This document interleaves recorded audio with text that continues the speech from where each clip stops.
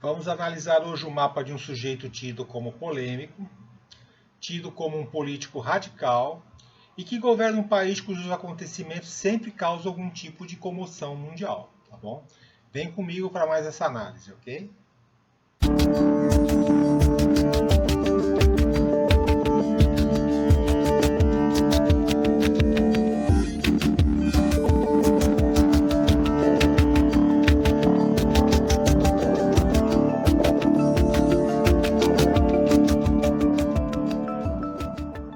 Boa noite, gente. Como vocês estão? Eu espero que todos estejam bem, espero que todos estejam com saúde, espero que todos estejam em paz junto aos familiares de vocês, junto aos bichos de vocês, junto aos amigos de vocês e a quem mais for caro e querido ao coração e à alma de cada um, tá bom? Só dando 3 recados iniciais aqui, gente. O primeiro é sobre os meus atendimentos, né? Eu já estou com agenda aí para a primeira metade de novembro, ainda tem espaço na agenda para atendimento, tá bom? Então, se você tiver a fim de marcar uma consulta para ter vislumbres de autoconhecimento à luz da astrologia, eu estou aí à disposição, ok? São 2 horas de consulta, eu aumentei um pouquinho mais a quantidade de horas de consulta, porque eu realmente vi que as pessoas gostam de conversar, gostam de perguntar, gostam de falar sobre si, gostam de trazer seus conteúdos, né? E aí eu pego as aulas, as consultas, elas são gravadas e disponibilizadas para a pessoa, tá bom? Para a pessoa poder guardar com elas, baixar e etc, beleza? O segundo pedido, gente, é para você que gosta desse tipo de conteúdo, que gosta do conteúdo do canal, sabe que o vídeo vai ser bom, eu peço que já deixe um like aí na confiança, tá? Isso aí ajuda o canal, porque uma boa quantidade de likes passa para o YouTube a mensagem que o vídeo é relevante, que o vídeo é útil, que as pessoas gostam desse conteúdo, tá bom? Eu peço essa força aí para vocês. E o terceiro recado, gente, é o seguinte, tá? Como eu havia dito, o biografado de hoje é um cara tido como polêmico, né? Tido como radical, e nós estamos passando por um momento grave do ponto de vista político mundial, tá? Já não bastasse a guerra lá da Rússia com a Ucrânia, veio se somar aí esse conflito aí no Oriente Médio, né, que está trazendo mais perigo para o mundo.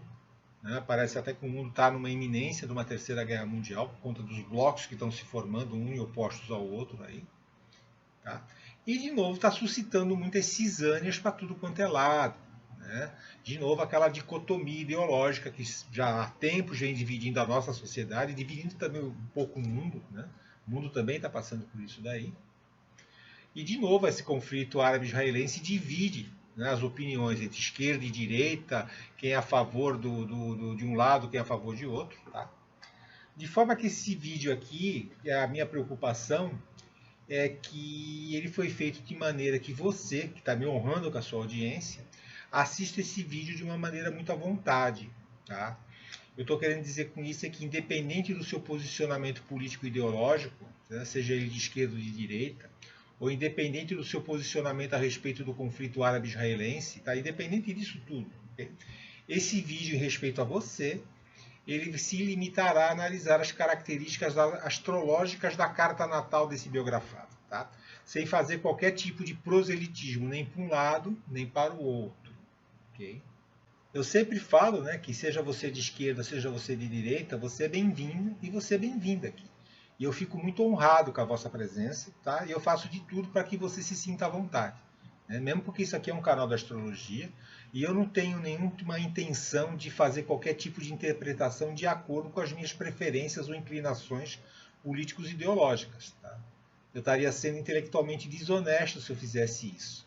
Tá? Se eu me aproveitasse do pouco do conhecimento que eu tenho a mais de astrologia em relação a vocês, para empurrar qualquer tipo de doutrinação ou qualquer tipo de inclinação político-ideológica que eu tenha, tá? Seja de direita, seja de esquerda. Tá? Eu acho que isso não se deve fazer, nem aqui, nem em grupo de WhatsApp, nem em sala de aula, em lugar nenhum. Tá bom? Lógico que eu tenho meu posicionamento político como qualquer cidadão, né? Eu tenho direito a isso, tá bom? Eu tenho as minhas opiniões, inclusive, sobre o que acontece lá no Oriente Médio, mas eu faço de tudo para que isso não interfira naquilo que eu passo para vocês aqui. Tá? Aqui quem fala é o Renato Rodrigues, astrólogo, não o Renato Rodrigues, político. Né? Eu gosto muito de fazer essa separação para evitar interferências indevidas na mensagem. Tá? E de novo, se você é de esquerda e você é de direita, você é bem-vindo e você é bem-vinda aqui, tá bom? Mas vamos falar então do Benjamin Netanyahu, né? Esse sujeito nascido em 21 de outubro de 1949 em Tel Aviv. Ele é de uma geração posterior aos chamados Sabras. O que é um Sabra? Sabra é uma espécie de cacto que dá naquela região, cujo nome foi utilizado para denominar a primeira geração de judeus nascidos naquilo que seria Israel antes da proclamação da independência em 1948. Né? Ou seja, nós estamos falando dos filhos daqueles primeiros judeus que imigraram para a Palestina, né, naquela onda do movimento sionista, e sendo que o Benjamin Netanyahu ele é da primeira geração de judeus nascidos ali após a independência, né, de 1948. Sendo que ele foi o primeiro ministro de Israel nascido pós essa independência. Tá? Ele foi criado tanto em Israel, tá, como também nos Estados Unidos. Né? Uma parte da educação dele ele fez em Israel, pelo menos a educação inicial dele foi feita em Israel, e depois a maior parte dela foi feita toda nos Estados Unidos. O pai dele era historiador, e esse pai foi dar aula nos Estados Unidos, de forma que o Netanyahu se mudou para os Estados Unidos, teve toda aquela educação, teve toda aquela formação nos Estados Unidos. Ele ficou lá estudando nos Estados Unidos, né, até que em 1967 estourou a Guerra dos 6 Dias. Então ele e o irmão mais velho dele voltaram para Israel para se alistarem no exército e lutarem pelo país. Tá? O israelense tem muito disso. Tá? Quando o país se envolve numa guerra, muitos deles, estejam onde estiverem, pegam o avião e voltam para defender o país. Tá? Lembrando que Israel é uma nação de guerreiros. Né? O contato com o inimigo é algo altamente honroso. Né? Tanto que o Charles de Gaulle, que foi presidente da França, chamou Israel de Pequena Esparta.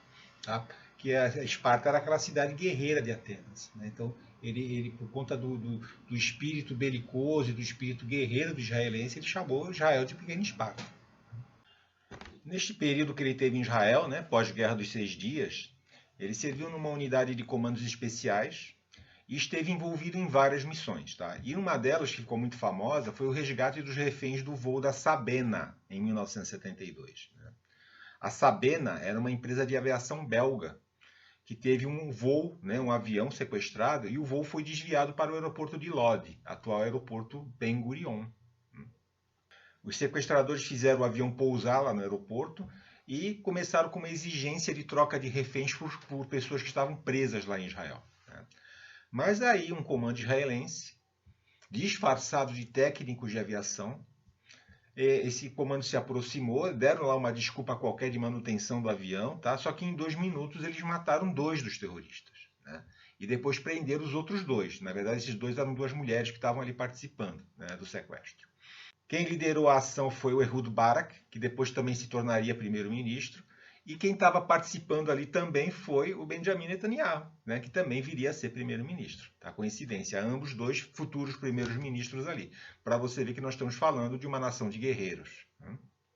Ele ficou então 5 anos em Israel, servindo o exército, voltou para os Estados Unidos para estudar arquitetura na Universidade de Massachusetts, né?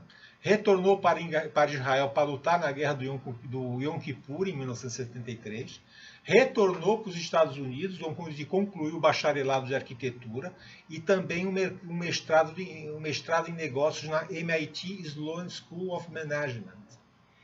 Depois disso, ele ainda fez um doutorado em ciências políticas.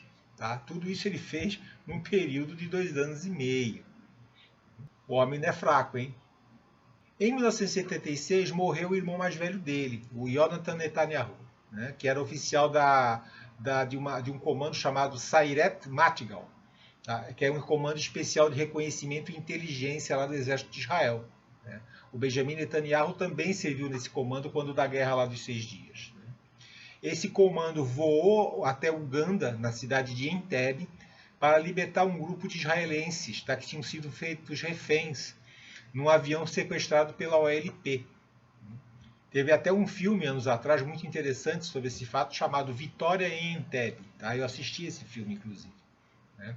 E o irmão do Netanyahu foi interpretado pelo Richard Dreyfuss. Né? Mas nessa operação, esse Yonatan, né, irmão do Benjamin, ele morreu. Né? Tanto que a operação que começou sendo chamada de Operação Entebbe foi renomeada para Operação Yonatan, em homenagem a esse irmão do Benjamin. Tá? E sobre isso tem um fato astrológico no mapa do Benjamin Netanyahu, que eu vou adiantar agora, que é ao mesmo tempo curioso, mas ao mesmo tempo triste. Tá? Me acompanhe. Então, gente, aqui, já para adiantar, né, nós temos o mapa do Benjamin Netanyahu, né, com os trânsitos do dia da morte do irmão dele, o dia que o irmão dele foi morto lá em Entebbe, lá em Uganda, né, 4 de julho de 1976. Tá aqui. Vocês podem ver que nós temos o planeta Mercúrio em Libra, sendo que Mercúrio é um dos significadores de irmãos. Né? E justamente em cima desse Mercúrio, Plutão estava transitando, que é o planeta da morte, o planeta da eliminação. Né? E esse mesmo Plutão, além de ele estar transitando em cima de Mercúrio, ele estava mandando uma quadratura em cima do Plutão natal do Netanyahu. Do Urano natal, desculpa, do Netanyahu. Está aqui, sendo que esse Urano é um dos regentes da casa 3, tá? Que também é uma casa referente a irmãos. Né? Uma casa natural de Mercúrio que também fala sobre irmãos. Ok? E aí, né, como o trânsito de Plutão é um trânsito muito lento, o que ocorre? Provavelmente esses planetinhas aqui, tanto a Lua quanto o Mercúrio, serviram de detonadores. O trânsito deles serve de detonadores para trânsitos mais lentos. Tá? E aí aconteceu essa tragédia aí na família do Netanyahu, que foi a morte do irmão dele. Ok?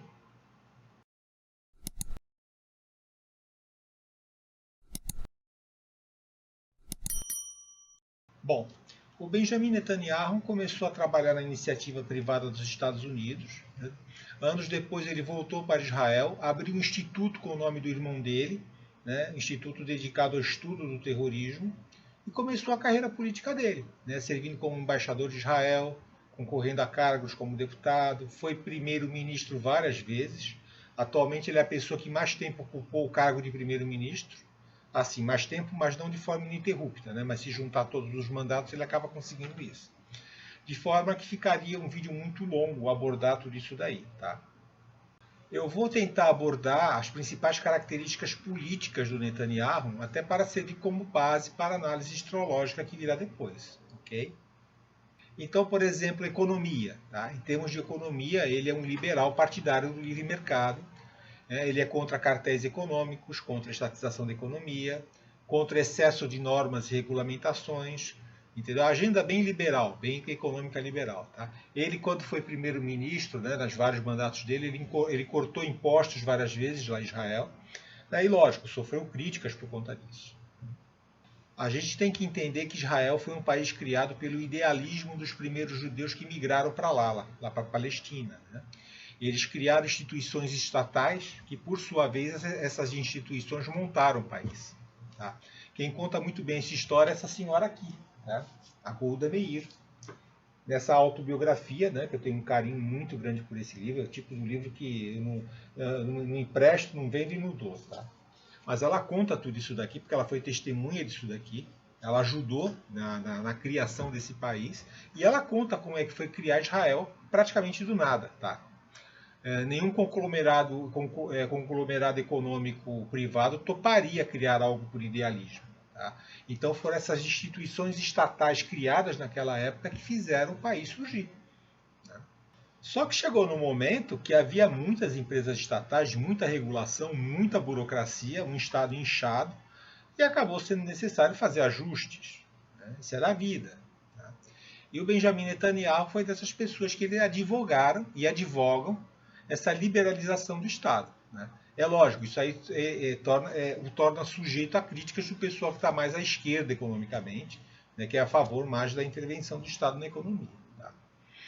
Sobre o terrorismo, ele é extremamente linha dura com o terrorismo, até pelo que aconteceu com o irmão dele. Tá? Ele tem livros publicados sobre terrorismo e ele chega até mesmo a defender a pena de morte contra os terroristas. Direito dos LGBTs, ele é a favor do direito dos LGBTs em Israel. E ele chegou a nomear um ministro abertamente gay em 2019, quando ele assumiu a última vez aí, o cargo de primeiro-ministro. Tá? E, apesar de ele ter aliados fundamentalistas religiosos que condenam esse tipo de coisa, né, que condenam a inserção dos homossexuais na sociedade, mas ele nomeou esse ministro abertamente gay aí em 2019. Tá? Sobre os hebreus africanos, né, a gente tem que entender que o povo judeu, por conta da diáspora, é um povo que é espalhado pelo mundo. Né? Então tem judeu em tudo quanto é lugar, inclusive na África. Né? Existem judeus negros. Né? E ele apoiou a integração desses judeus que imigraram para Israel. Ele apoiou a integração deles na sociedade israelense. Tá? Porque também lá andou tendo focos de racismo contra essas pessoas. Né? Que racismo é uma praga que tem no mundo todo, infelizmente. Processos de paz, tá? Aqui reside uma das grandes críticas ao Netanyahu. Ele sempre se opôs aos acordos de Oslo. Tá? Uma vez pegaram uma gravação dele dizendo que, apesar de ele falar na campanha que ia respeitar os acordos, ele não queria respeitar coisa nenhuma. Tá? Ele não tinha intenção de respeitar, pois ele acha que os acordos de paz firmados até então deixam Israel muito exposto, não garantiram a segurança de Israel, tá? E que ele não obteve quase nada em retorno em termos de paz e segurança. E os assentamentos judaicos. Né? Aqui também tem outra grande crítica que se faz a ele, tá? Porque como ele é aliado daquelas forças fundamentalistas e religiosas lá de Israel, alguma delas tem a ideia do grande Israel, né? Ele fica promovendo sempre que pode esses assentamentos lá na terra dos palestinos, sob críticas da ONU e críticas até do próprio Estados Unidos. Tá? Que esses assentamentos é um dos grandes motivos de tensão por ali.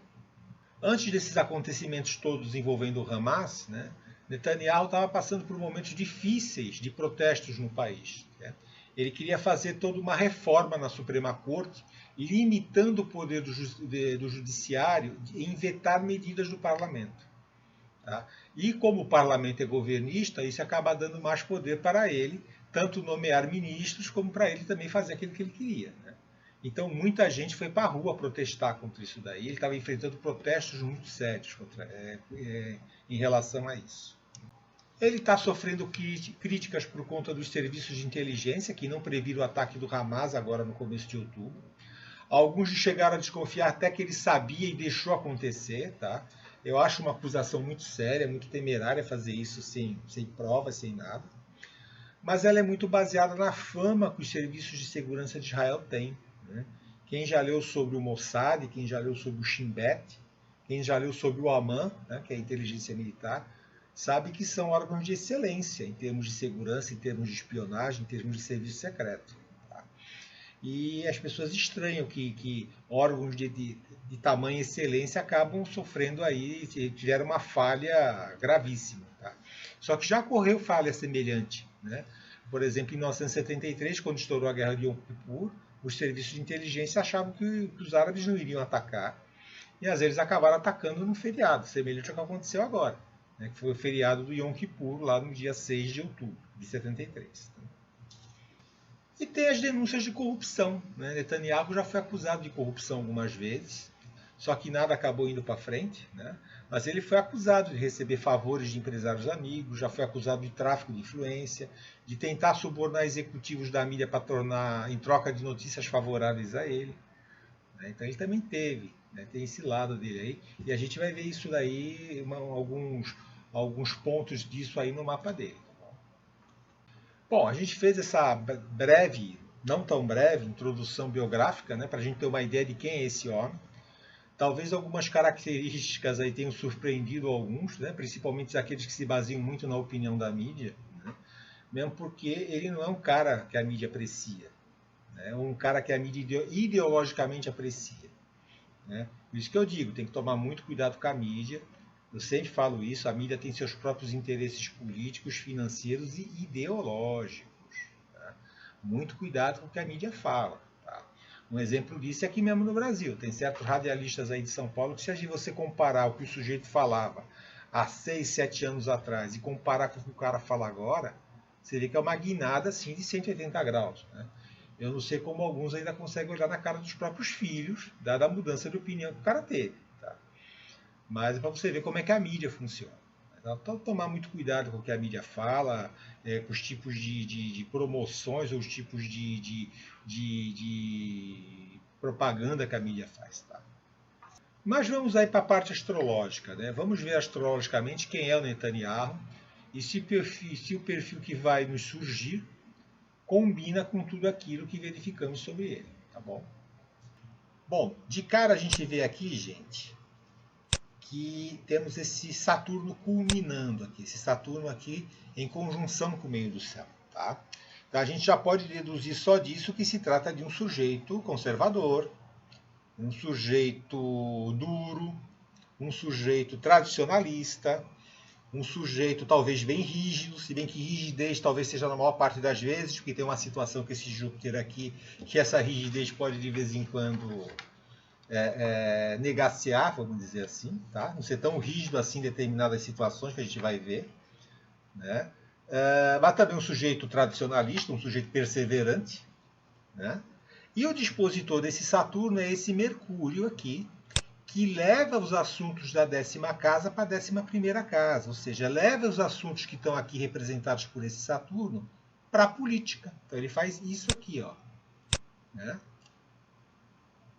Ele leva para a política, ó.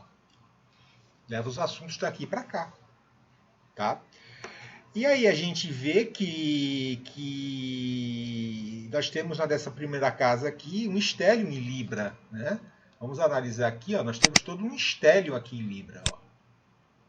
Entendeu? Então é um político negociador, entendeu? É um político que talvez tente conciliar muito mais do que a gente imagina, né? Ele não é um brucutu, entendeu? Ele pelo jeito gosta de negociar, pelo jeito ele gosta de conciliar as coisas, tá? E isso daqui tudo está a serviço dessa Vênus aqui na 1ª casa, que é uma Vênus angular, ó. Né?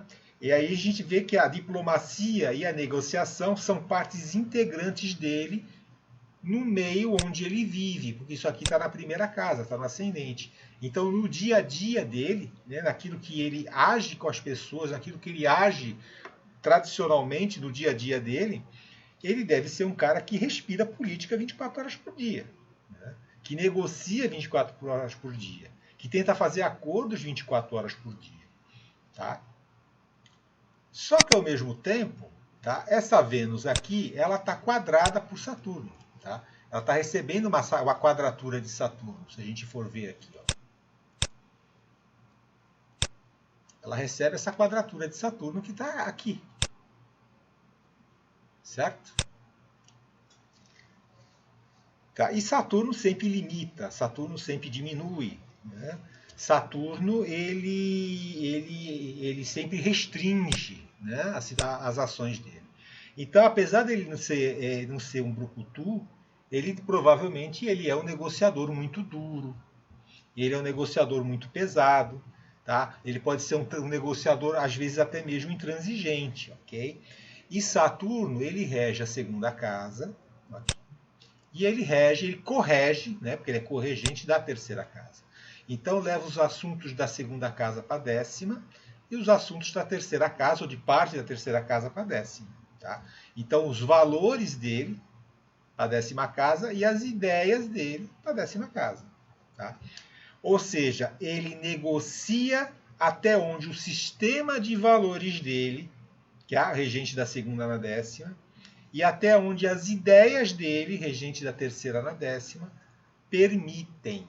Ok? Ele negocia até onde o sistema de valores dele e as ideias dele permitem. Ele põe um limite, tá? Bem Saturno isso. Ele põe um limite naquilo que ele fala de negociação. Esse homem deve ser muito duro de negociar. Ele não deve ser uma pessoa áspera, ele não deve ser uma pessoa agressiva no trato, ele deve ser super formal no trato, mas extremamente duro para negociar. Entendeu? Extremamente limitante para negociar. Ok? Ele tem uma conjunção do Sol com a Lua, que está aqui, ó. Ou seja, ele nasceu perto de uma Lua nova, né, por conta dessa conjunção Sol com a Lua. Tá? Isso aí reforça muito o lado libriano dele, tá? Porque significa que o princípio consciente, que é o Sol, e o princípio inconsciente estão unidos no mesmo arquétipo. Tá? Isso aí dá uma certa dificuldade de flexibilidade. Pessoas que têm conjunção Sol e Lua não são as pessoas mais flexíveis do mundo. Reforça aquela característica que a gente viu de Saturno com Vênus, né? De ser um negociador duro, por vezes inflexível. mas dá também uma capacidade de liderança muito grande, porque a conjunção Sol e Lua dá uma intensidade de ser muito grande. Tá? A pessoa passa aquela coisa da autenticidade, daquilo assim, do eu sou isto. Né? E pessoas assim que têm essa autenticidade, essa capacidade de ser alguma coisa, elas acabam sendo seguidas, elas acabam sendo liderando. Tá? O regente da primeira casa está na casa 2. Né? Então aqui mostra que a forma como ele age, a forma como ele se porta, as atitudes dele é um valor para ele.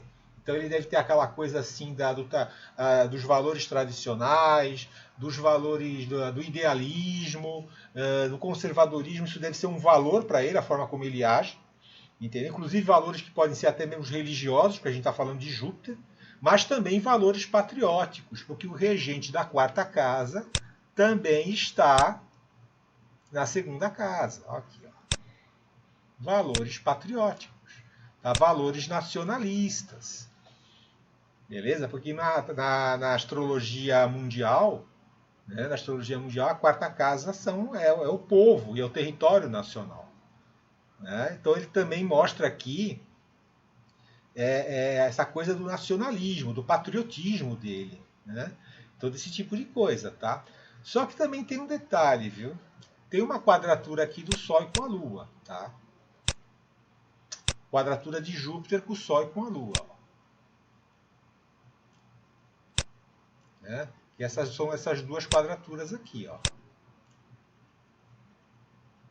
Beleza? Então aqui o que acontece? Talvez com ele, pessoalmente, ele seja mais flexível. Tá? Ele seja mais autoindulgente com ele, com as atitudes dele. Tá? Daí talvez aquelas denúncias de corrupção não sejam tão denúncias apenas assim. Ok? Porque isso daí dá uma certa moral flexível, vamos dizer assim, dele ser muito indulgente com ele mesmo, muito indulgente com as necessidades dele. Tá? Então tem todo um tradicionalismo, tem todo aí valores, talvez até mesmo religiosos, valores nacionais, de patriotismo, etc. Mas essa quadratura do Sol e com a Lua com Júpiter pode dar aquela coisa de uma moral meio flexível e uma certa autoindulgência com ele mesmo. Tá? Então, assim, aquela coisa das denúncias de corrupção talvez não sejam tão denúncias assim. Beleza? Agora uma coisa super interessante, gente. Veja essa conjunção Marte com Plutão aqui, ó, bem na nona casa. Veja que coisa maravilhosa isso aqui. Olha o poder acadêmico e intelectual desse sujeito. Tá? Porque é nona casa que a gente está falando. E acadêmico, eu estou falando de curso superior. Né? Veja o poder que esse homem tem, ainda mais num signo de poder que é Leão. Tá? É por isso que um dos professores dele na MIT Sloan School of Management falou o seguinte dele. Ele se saiu de maneira excelente, ele era muito brilhante, organizado, forte, poderoso. Ele sabia o que queria fazer e como fazer.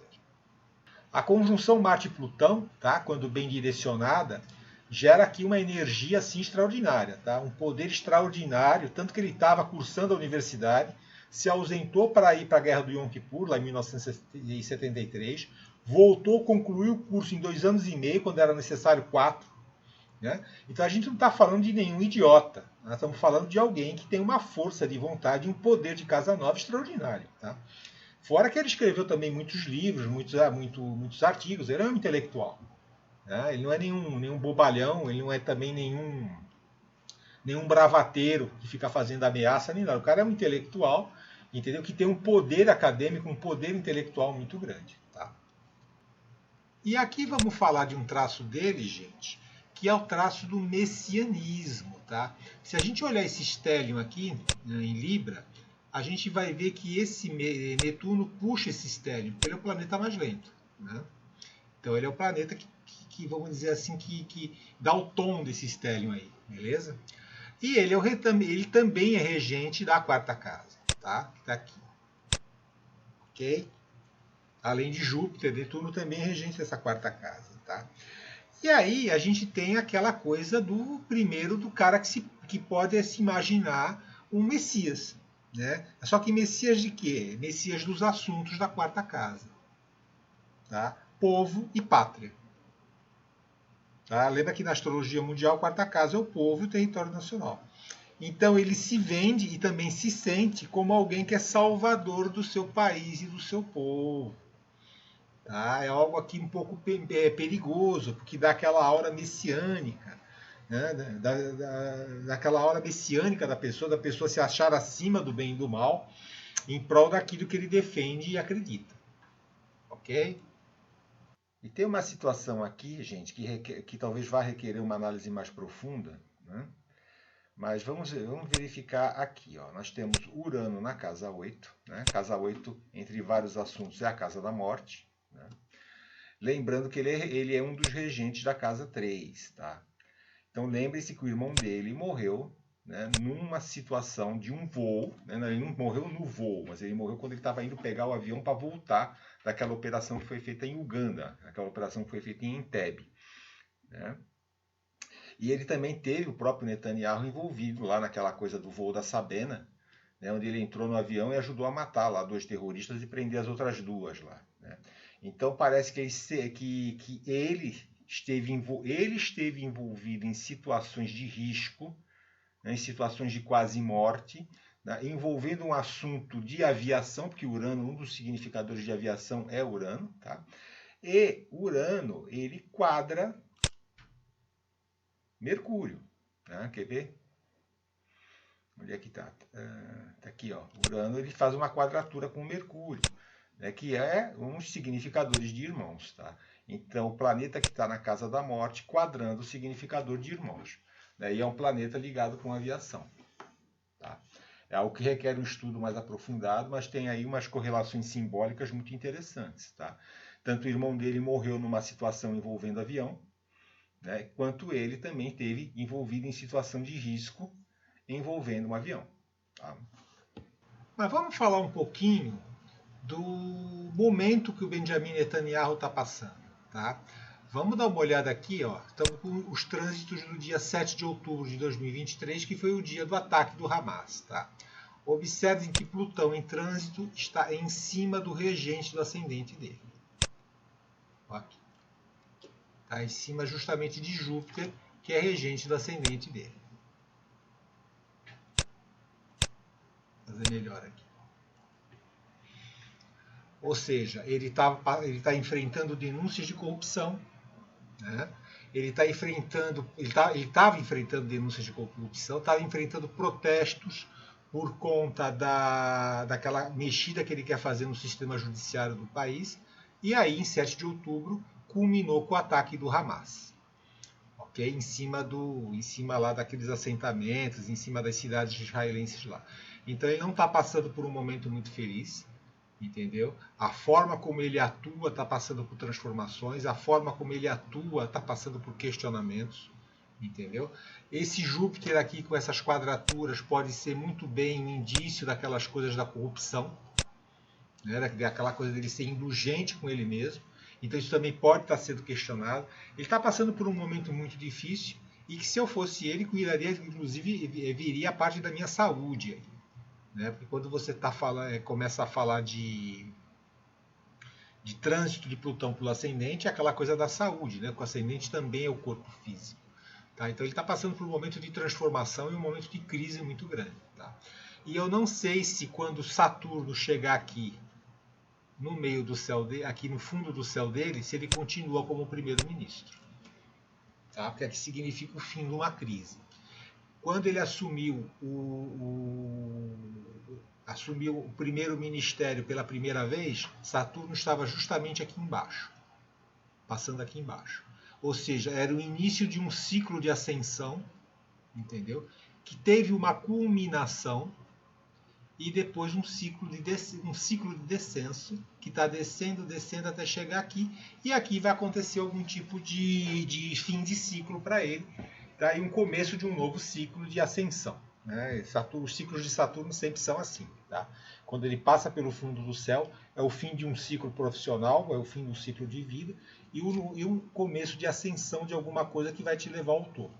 Tá? Quando chegar aqui no topo, você vai ser cobrado, por bem ou por mal. Tá? Então teve casos aqui de pessoas que nesse ciclo de ascensão, aquilo que eles semearam não foi muito bom e eles colheram frutos amargos aqui em cima. Tá? Como foi o caso, por exemplo, do mapa de um grande empresário, que eu não vou citar o nome aqui, que ele captou dinheiro no mercado para as empresas dele aí de perfuração de petróleo, acharam petróleo em lugar nenhum, acharam só poço d'água. Quando chegou aqui no mapa dele, quando Saturno transitou aqui pela 10ª casa, o negócio estourou, ele foi processado, chegou preso, chegou até a ser preso. Tá? Outro exemplo disso é o Richard Nixon, né, que quando ele era presidente dos Estados Unidos. Durante esse ciclo aqui ele arrumou inimigos, pisou no calo de todo mundo, puxou o tapete de um monte de gente. Quando chegou aqui na casa 10 dele, no meio do céu, Saturno cobrou a fatura e foi o caso Watergate. Isso está o mapa dele, a gente um dia até pode analisar isso daqui. São esses ciclos de Saturno aí. Só que ele, pessoalmente, ele está passando por o Benjamin Netanyahu está passando por um período difícil aí do trânsito de Saturno em cima do regente do ascendente. Ok?